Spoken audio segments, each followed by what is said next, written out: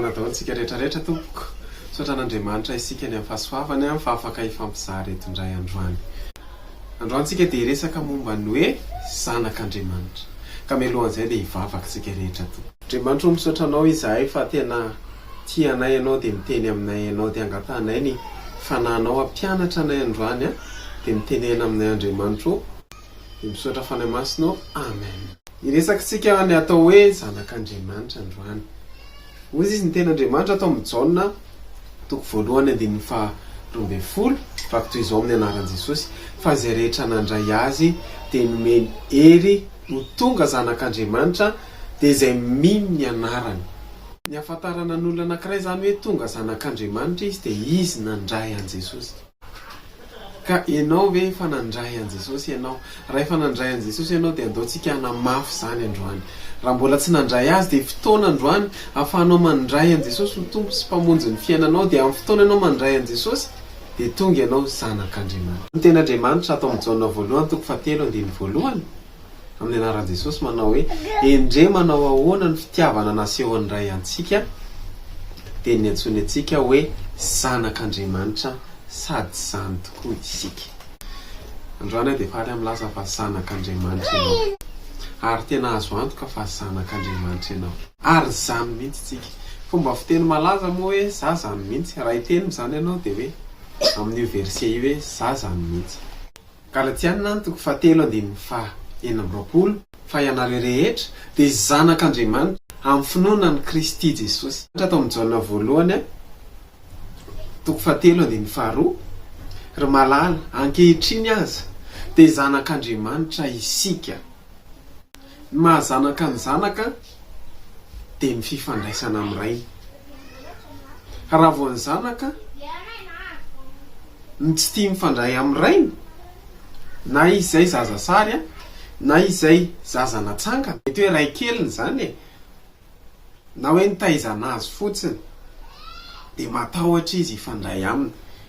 Ny tena zanak'Andriamanitra zany dia miandrandra ary manantena fifandraisana amin'ray. Misy fiapetra ny fifandraisana amin'ny mahazanak'Andriamanitra antsika.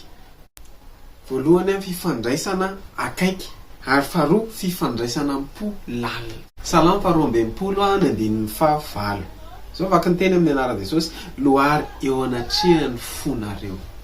Ny zanaka zany dia tokony manana fifandraisana mitohy na tsy tapaka.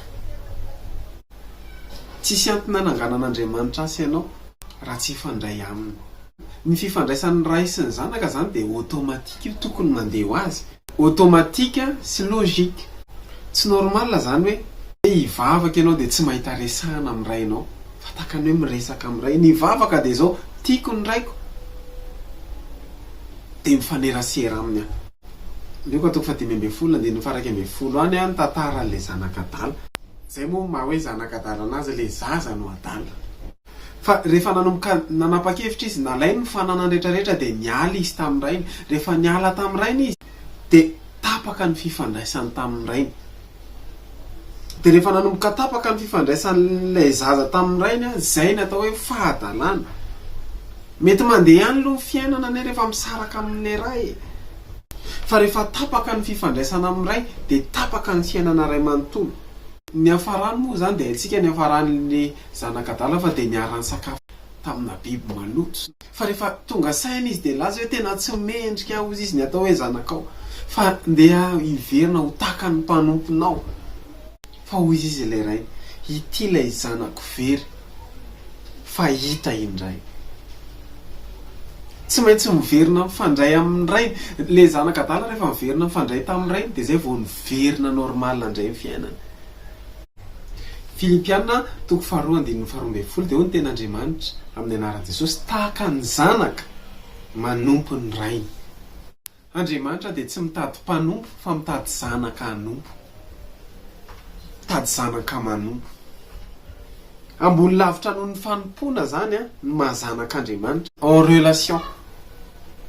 Be dia be ny olona maika anao asa fanompoana fotsiny fa rehefa resaka hifandray amin'Andriamanitra sy hivavaka dia kamo izy. Zany natao hoe mifona tompoka ary zato ampandriana. Fa manomboka androany dia porofoy amin'Andriamanitra mihitsy fa tena nompo azy ianao. tahaka ny zanaka manompo ny rainy.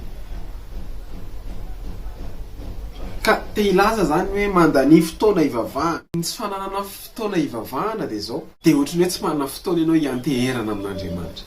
Ndao aritsika hivavaka amin'izao fotoana izao.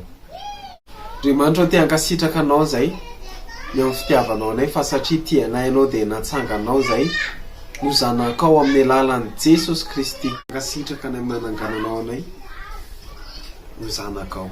Satria tianay anao dia hivavaka zay. Satria tianay anao dia hifandray aminao izahay. Satria tianay anao dia miresaka aminao zay.